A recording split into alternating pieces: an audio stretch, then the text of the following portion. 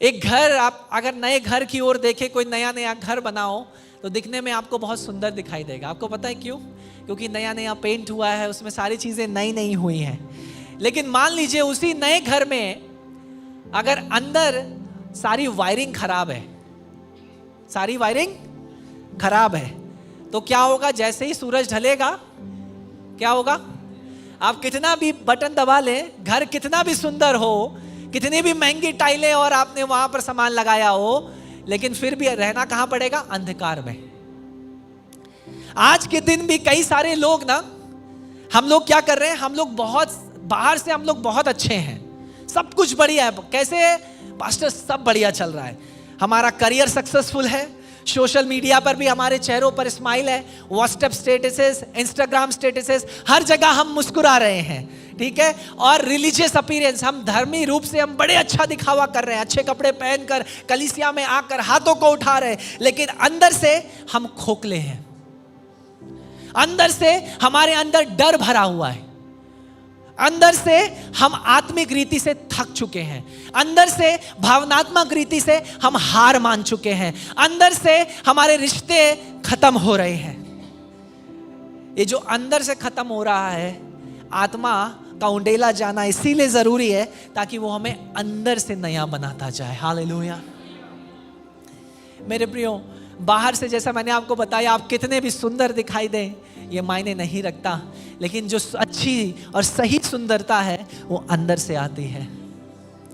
मैं चाहता हूं आज की सुबह आप इस बात को पहचाने कि प्रभु, मुझे आपके पवित्र आत्मा की आवश्यकता इसलिए नहीं है कि मैं कोई दिखावा करूं, इसलिए नहीं है कि मैं कोई अन्य भाषा में बात करूं, इसलिए नहीं है कि मैं और सारी चीजें करूं, लेकिन प्रभु सबसे पहले मुझे आपकी पवित्र आत्मा की आवश्यकता इसलिए है ताकि वो मुझे कायल करे, ताकि वो मुझे तोड़े, ताकि तेरा पवित्र आत्मा मुझे बताए मैं कहां गलत हूं, क्या मैं गलत कर रहा हूं, और ताकि मैं फिर से तेरे संग एक रिश्ते में पुनर्स्थापित हो जाऊं।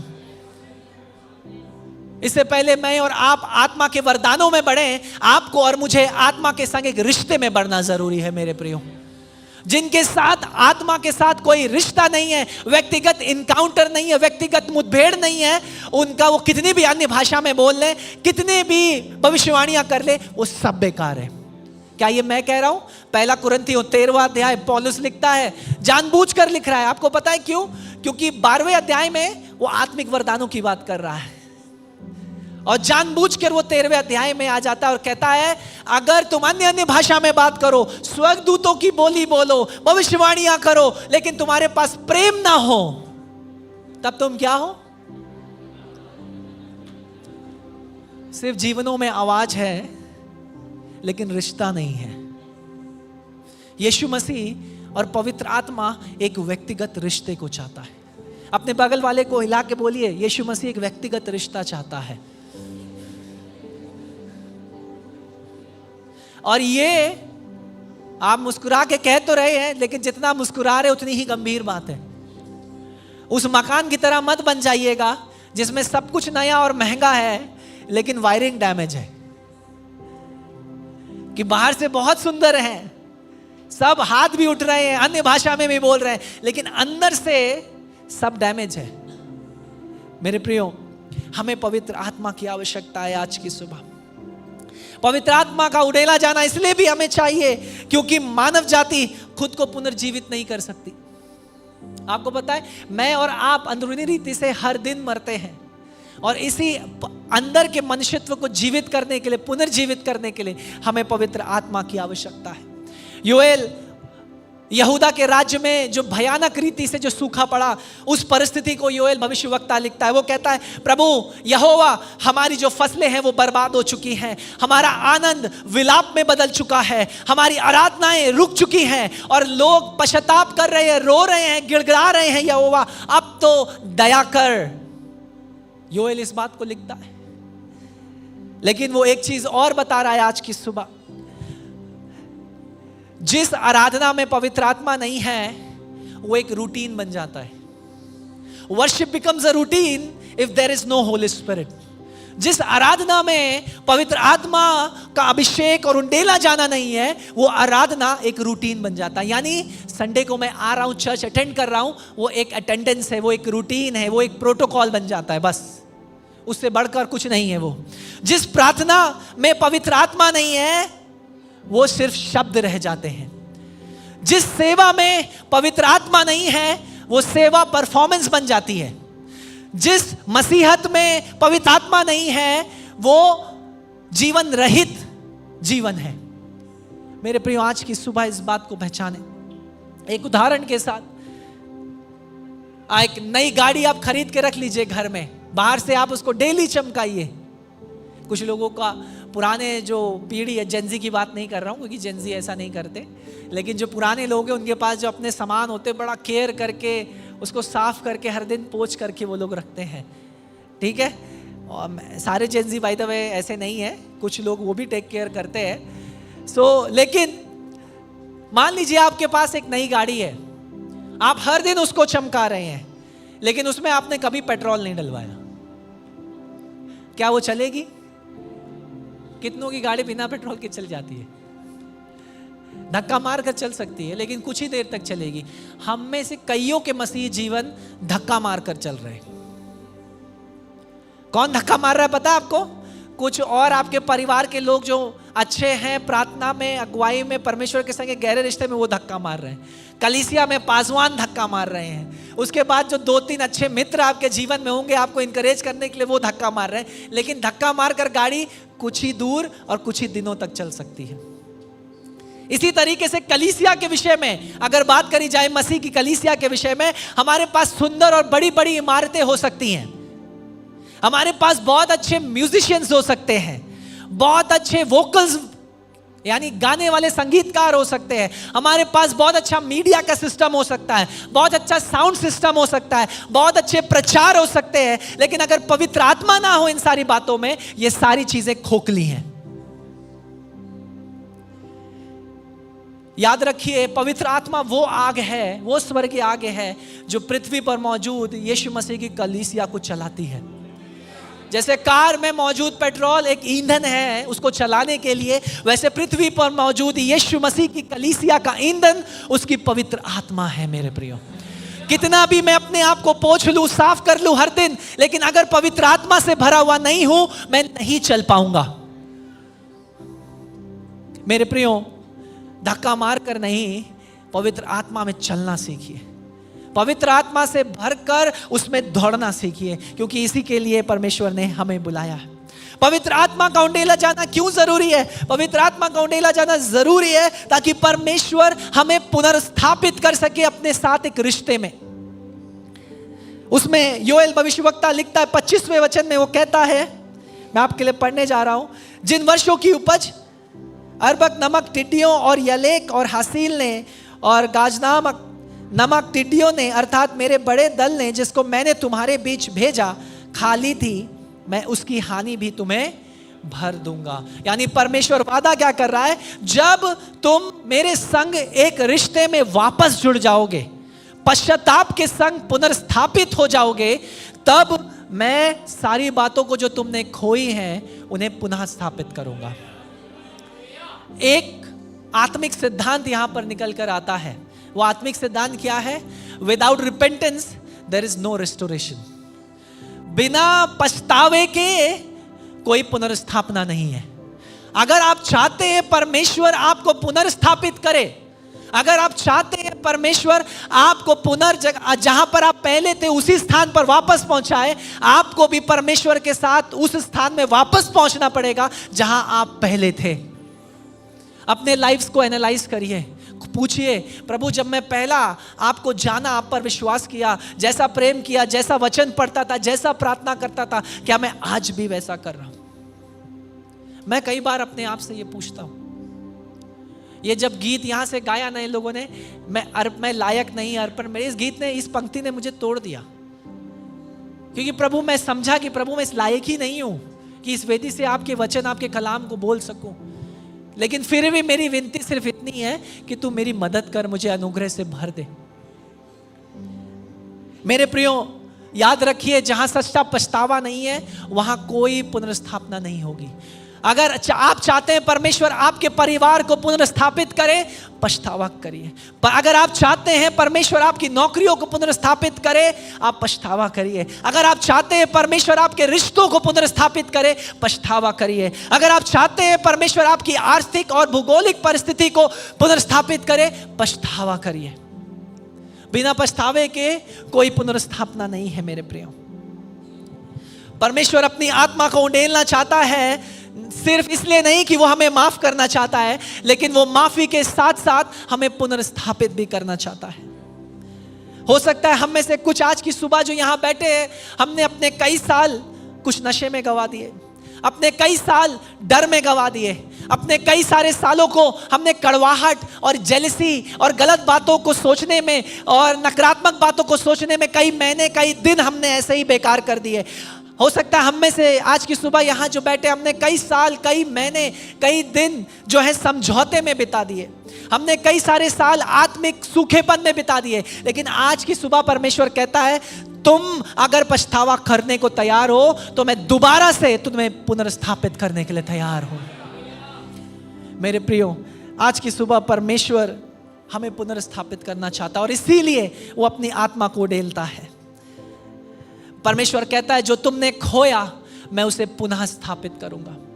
हो सकता है आज की सुबह आप में से, हम में से कई लोग इस बात को कह सकते हैं, हमने मसीह में आने के बाद कई सारी चीज़ों को खो दिया। लेकिन क्या आप इस बात की गवाही नहीं दे सकते कि मसीह में आने के बाद जो आपने पाया वो उन बातों से बढ़कर है जो मसीह में आपने खोया है। हालेलुया। और पौलुस भी इसी बात को लिखता है फिलिपियों की पत्री में कि जब मैं उन बातों को, उन उपलब्धियों को जो मैंने मसीह के बिना पाई देखता हूँ और अब मसीह में अपने जीवन को देखता हूँ, तो पलट कर उन सारी बातों को कूड़ा समझता हूँ।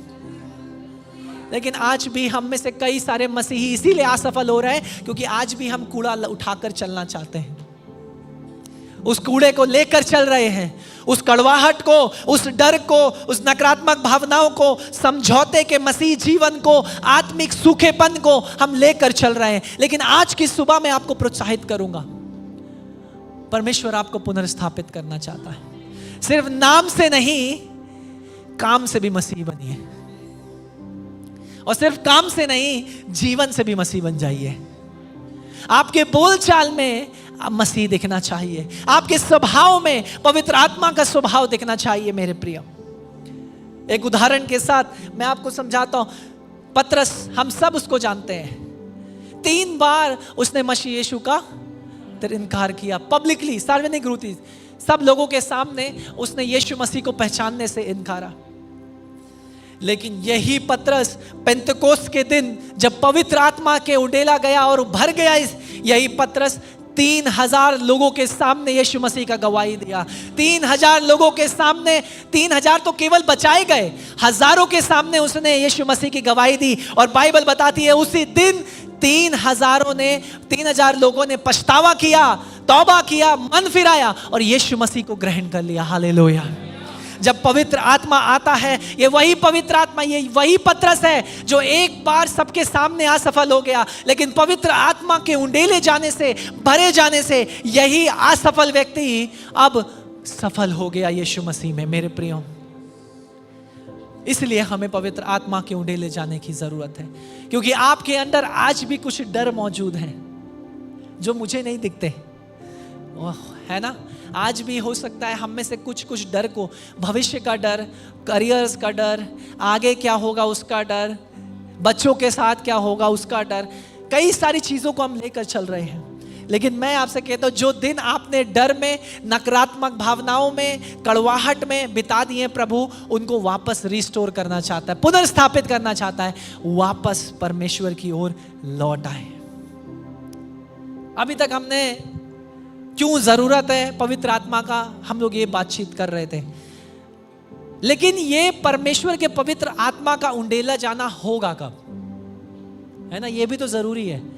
क्यों आवश्यकता है वो मैंने आपको बताया, लेकिन ये उंडेला जाना, पवित्र आत्मा का सबको भरना कब होगा?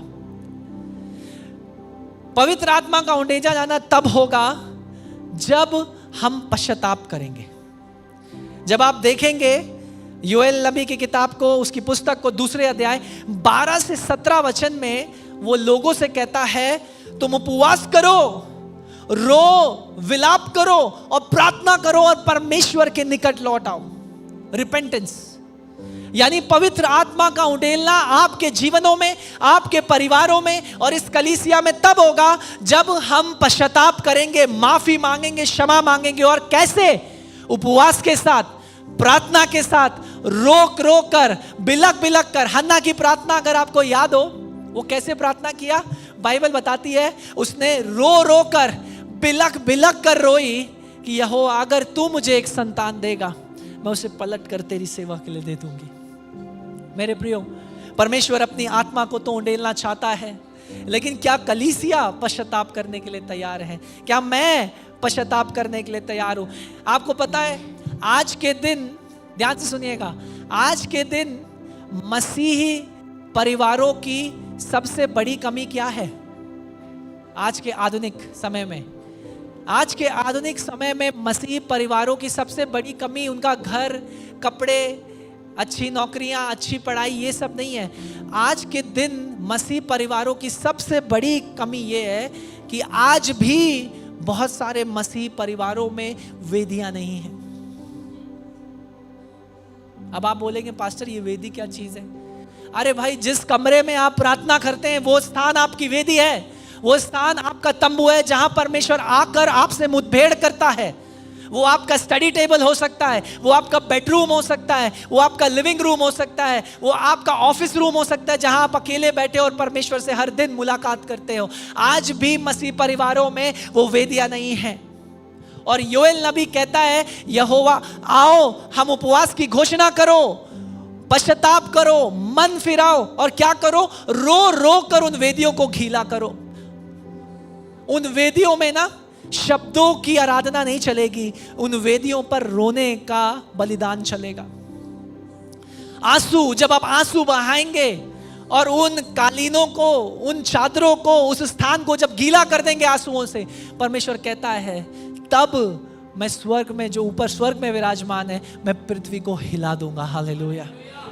पहले नए नियम की कलीसिया में अद्भुत तरीके से मैं जब पढ़ता हूं प्रेरितों का कार्य, ऐसे ऐसे मैं कह रहा हूं प्रभु आज क्यों नहीं है? आप लोग सोचते हैं कभी पौलुस और सिलास कहाँ है? जेल में। और रात में क्या कर रहे हैं? अगर मैं और आप जेल में होते तो क्या करते? आधी रात में हो सकता है थोड़ी शिकायत भी कर रहे होते, प्रभु क्यों ले आया? मैं तो अच्छा खासा तेरा सेवक था, मेरे अंदर तो कोई कमी नहीं थी, है ना? लेकिन पौलुस और सिलास क्या कर रहे थे? आराधना करते। बाइबल बता रही जब वो आराधना कर रहे थे तब परमेश्वर ने स्वर्ग से पृथ्वी को हिला दिया। हालेलुया। यानी ये वही परमेश्वर है जो कभी सोता नहीं है। हालेलुया। इंसान सो सकते हैं उस क्षण में, उस समय में जब आपको अपने परिवारजनों की, आपके मित्रों की सबसे ज्यादा जरूरत होगी, हो सकता है वो सो रहे हो, लेकिन यहोवा कभी ना सोने वाला परमेश्वर है। हालेलुया। भजन संहिता 121 वो कहता है दाऊद कि प्रभु मैं अपनी आंखों को पर्वतों की ओर उठाऊंगा। क्यों? क्योंकि मेरी सहायता यहोवा से आती है। क्यों? क्योंकि वो कभी ना सोने वाला परमेश्वर है। हालेलुया। और इसलिए मेरे प्रियो, आज की सुबह आपको और मुझे पश्चाताप करने की जरूरत है। परमेश्वर हमें वापस अपनी ओर आने को कहता है। उदाहरण एक देता हूं आपको।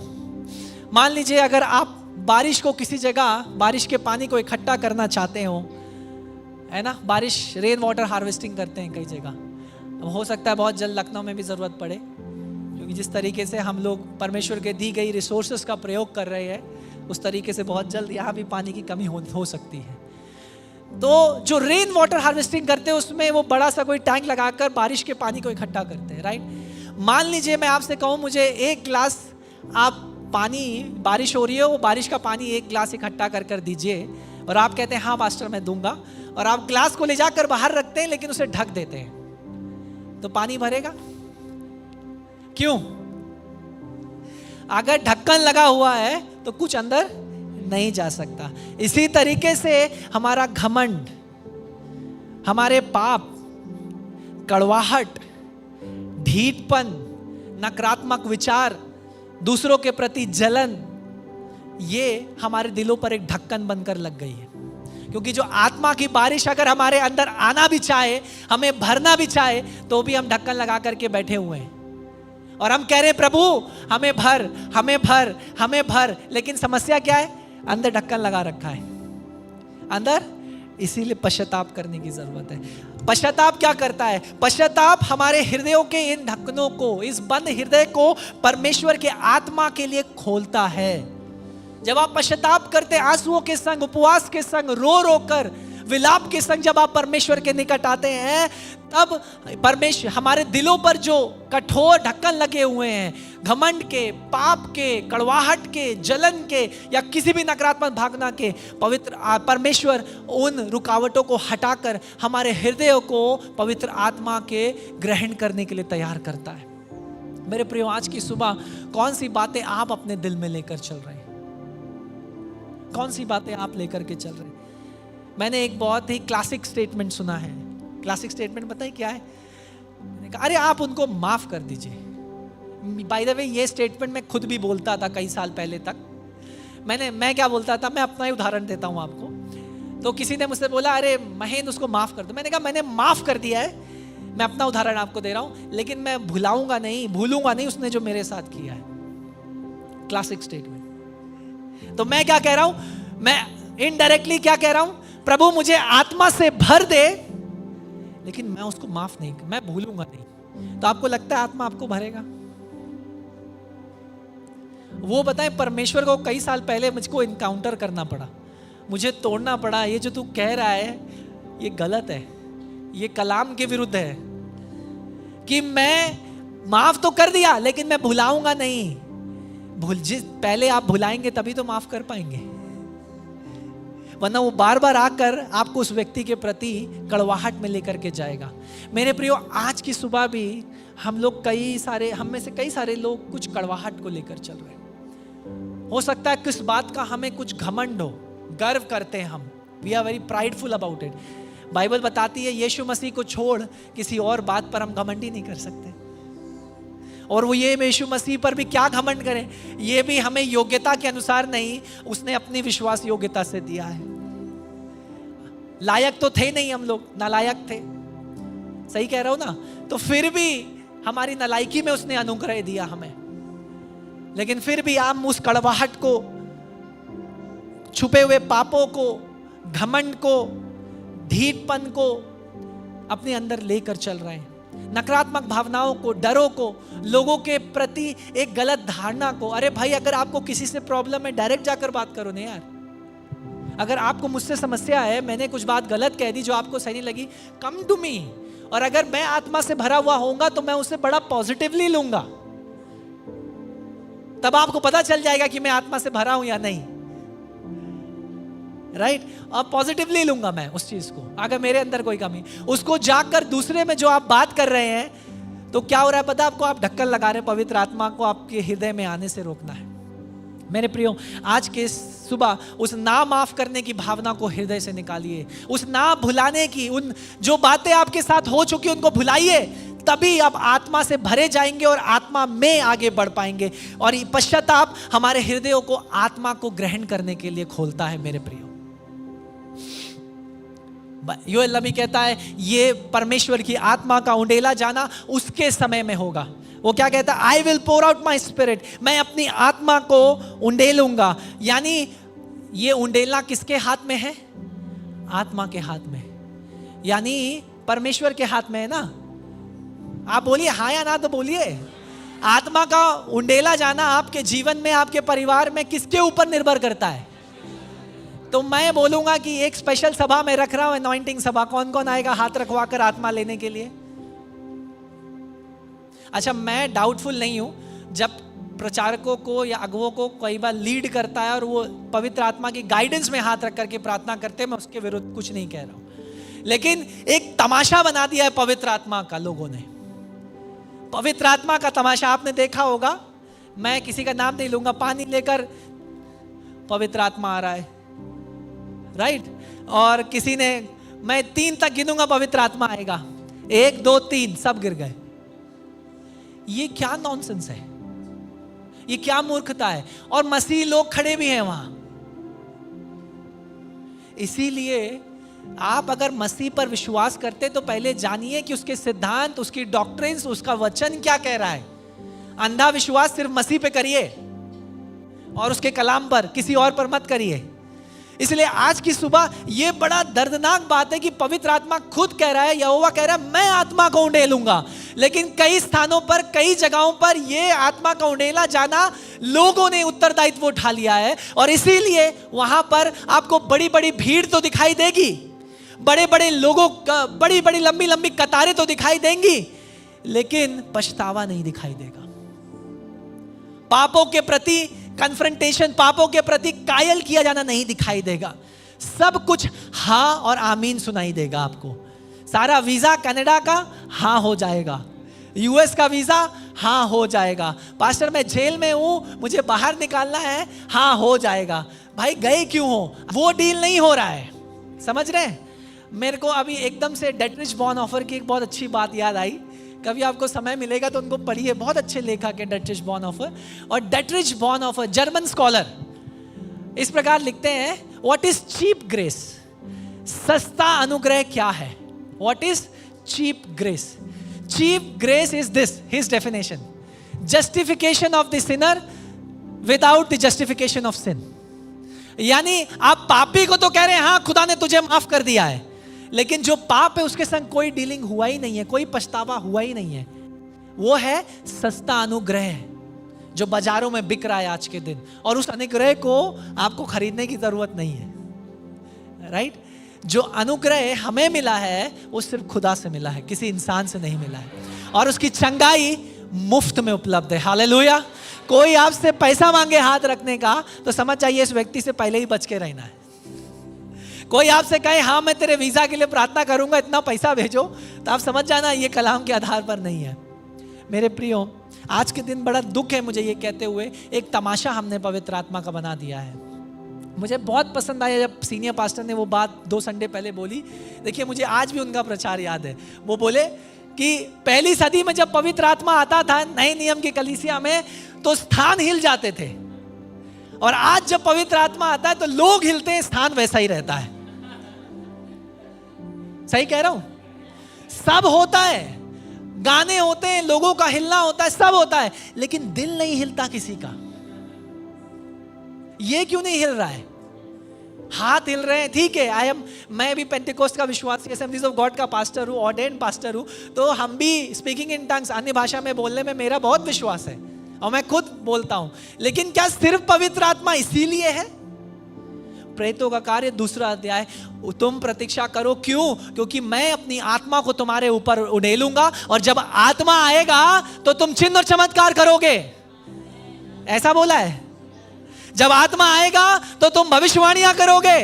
जब आत्मा आएगा तो तुम क्या करोगे? सामर्थ्य पाओगे। किस लिए? मेरे गवाह बनने के लिए। If you are not becoming a witness तो पवित्र आत्मा का सामर्थ्य काम नहीं कर रहा है, गड़बड़ है कुछ तो। क्योंकि पवित्र आत्मा दिया ही इसीलिए गया है कि मैं और आप यीशु मसीह की तरह जी सके। यीशु मसीह कहता है यूहन्ना रचित सुसमाचार, मैं तो जाता हूं लेकिन तुम्हारे लिए एक सहायक को भेजूंगा, एक एडवोकेट को भेजूंगा। किस लिए? ताकि वो बातें जो मैंने तुम्हें सिखाई, जो मैंने तुम्हें शिक्षा दी, वो तुम्हें याद दिलाए, वो तुम्हें पापों के प्रति कायल करे, और तुम लोगों के लिए इस जगत में मेरी ज्योति बन जाओ।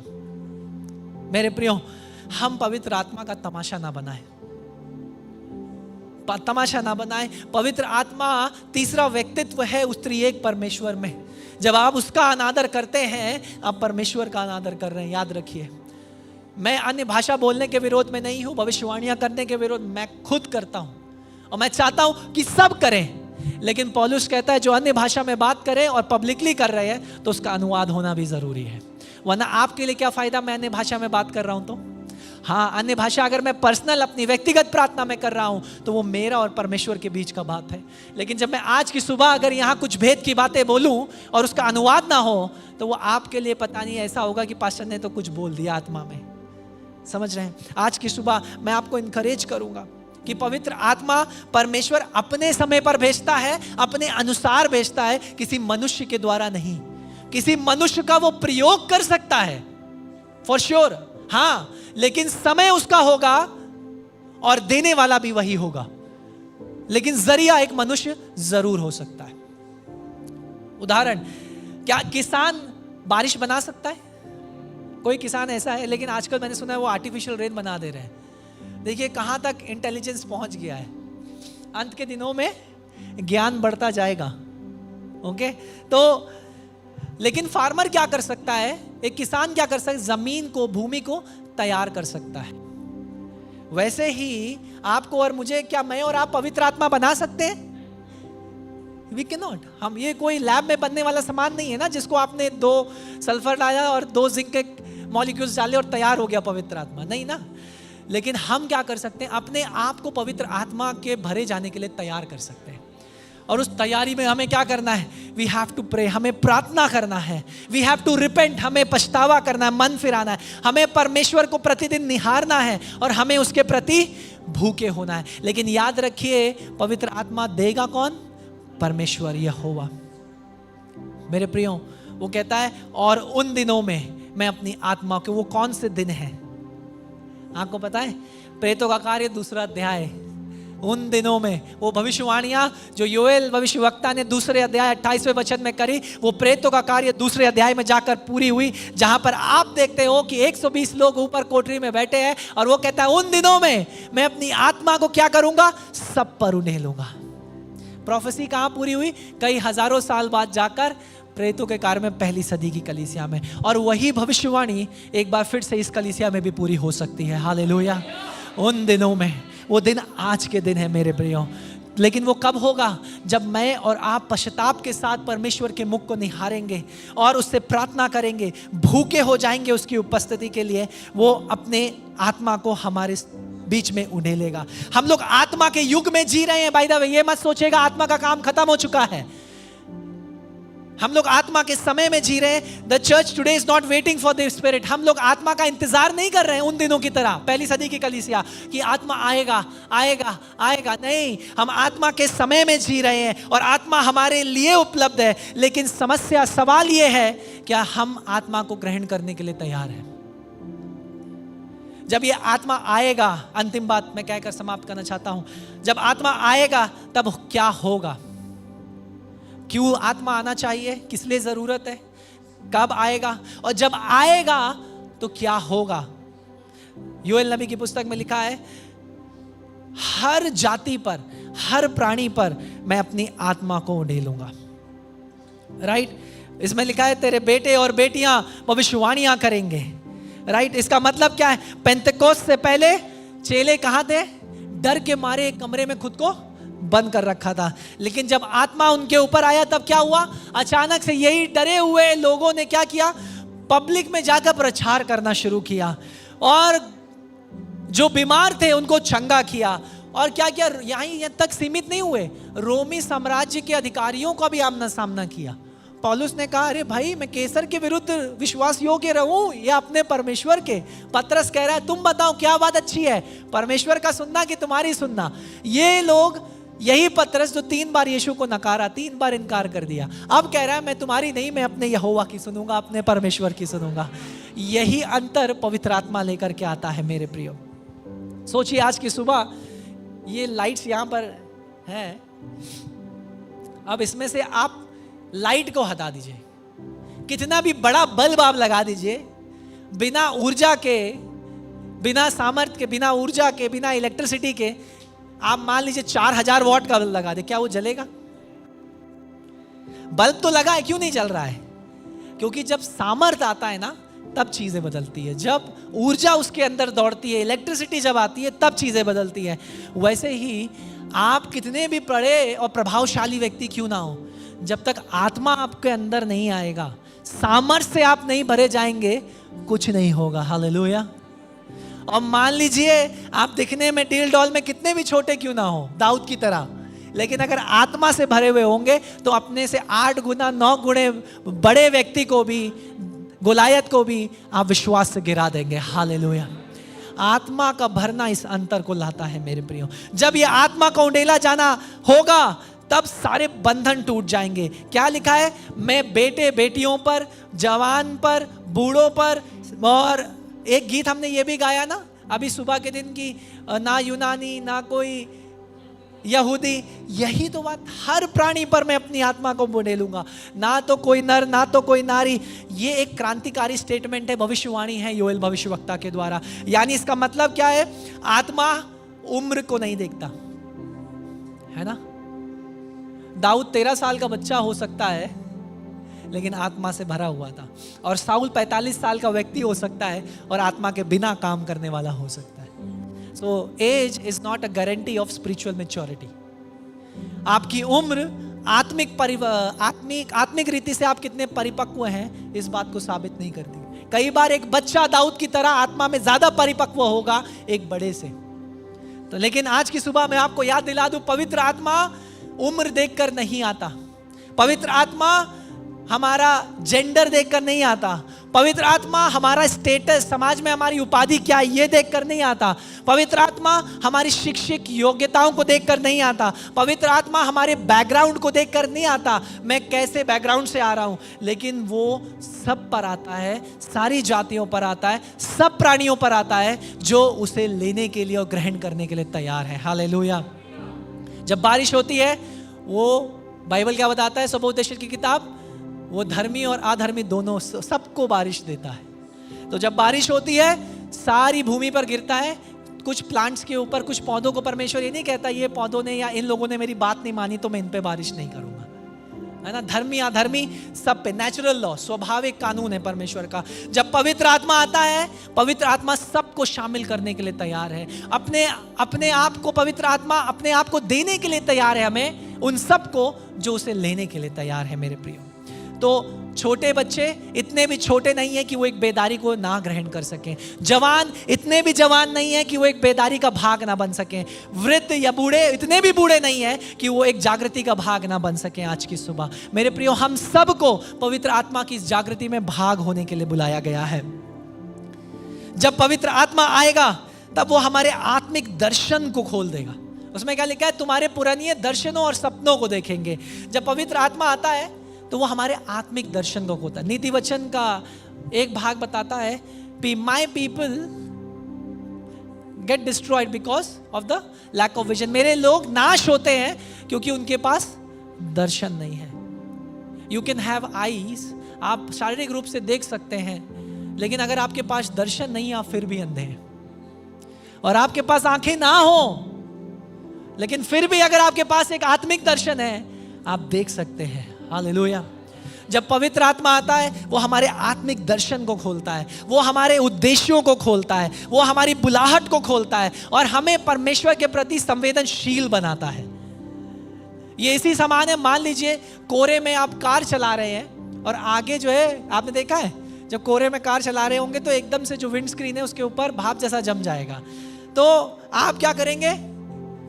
अंदर से आपको नहीं, वो तो चलाएंगे, आप पानी मारेंगे उससे कुछ नहीं होता, अंदर से आपको चलाकर मिरर को ठंडा या गरम करना पड़ेगा, तब जाकर वो होगा। उसी तरीके से जब आगे धुंधला साफ देखना है तो अंदर से खुद को गर्म करना पड़ेगा पवित्र आत्मा से। समझ रहे मेरी बात को? आज के दिन हम कई सारे मसीह लोग दिशाहीन हैं, कई सारे लोग दिशाहीन, उनको नहीं पता वो क्या कर रहे हैं। कई सारे आप बच्चों से पूछेंगे ना, क्रिश्चियन यंग पीपल से पूछेंगे, क्योंकि मैं अपना थीसिस उसी पे लिख रहा हूं, तो आप शॉक हो जाएंगे। 10 में से 6 को ये नहीं पता उन्हें आगे क्या करना है।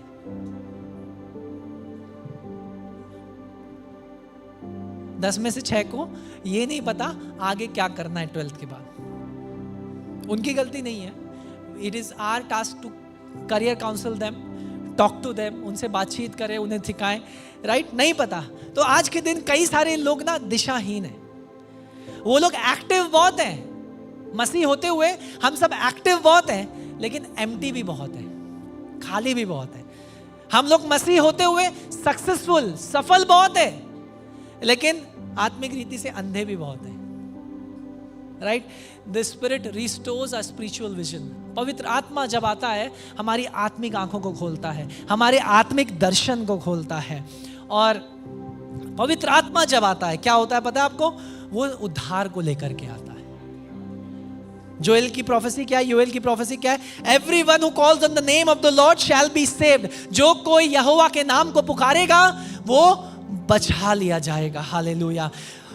आत्मा सिर्फ इसलिए नहीं उड़ेली जाती कि आप भावनात्मक रीति से अनुभव कर सकें। आत्मा इसलिए उड़ेला जाता है कि भावनाओं के साथ साथ आत्माएं भी बचाए जाए, जीवन भी बचाए जाए। मेरे प्रियो, पेंतेकोस्त के दिन आत्मा उंडेला गया, पतरस ने प्रचार किया, 3000 कायल हुए और उसी दिन कलीसिया में जोड़ दिए गए। आत्मा के उंडेले जाने से आत्मा उद्धार को लेकर के आता है। Real revival always leads to salvation. सच्ची जागृति वही है जो उद्धार को लेकर के आए। सच्ची जागृति वही है जो उद्धार को लेकर के आए। आज के दिन ये प्रोफेसी, ये भविष्यवाणी हमारे लिए क्या मूल्य रखती है? मेरे प्रियो, आज के दिन भी कलीसिया में कई सारी एक्टिविटीज हो सकती हैं, लेकिन हो सकता है उन एक्टिविटीज में सामर्थ्य ना हो सकता है विश्व भर में कई सारी कलीसियाएं हैं, इन कलीसियाओं में अलग अलग एक्टिविटीज हो रही हैं, वीबीएस हो रही है, यूथ कैंप्स हो रहे हैं, सब कुछ हो रहा है। प्रेज गॉड, परमेश्वर का नाम धन्य हो इन सारी चीजों के लिए। लेकिन इन सारी एक्टिविटीज के बीच में अगर पवित्र आत्मा का सामर्थ्य ना हो, ये खोखला है। कई सारे चर्चेस में क्राउड्स हैं, भीड़ है, लेकिन उस भीड़ में कोई ट्रांसफॉर्मेशन नहीं है, कोई परिवर्तन नहीं है, सिर्फ गिनती है। कई सारे लोग हैं जो धर्म के पीछे चल रहे हैं। मैं भी क्रिश्चियन हूं, I am also a Christian sir. Yes, for how long? 30 साल से। और उन 30 साल के पुराने लोगों से अगर आप पूछेंगे फंडामेंटल ट्रूथ्स, तो वो भी नहीं उनके क्लियर होंगे। रिलीजन विदाउट फायर, एक ऐसा धर्म जिसमें कोई आग नहीं, उसको मैं क्रिश्चियनिटी कह सकता हूं। योएल नबी की भविष्यवाणी हमें याद दिलाती है कि हम मेथड्स से, ध्यान से सुनिए, मेथड्स के द्वारा पवित्र आत्मा नहीं ला सकते। ये कर लो तो पवित्र आत्मा आ जाएगी, 3 दिन कर लो पवित्र आत्मा आ जाएगा। Methods will not apply here.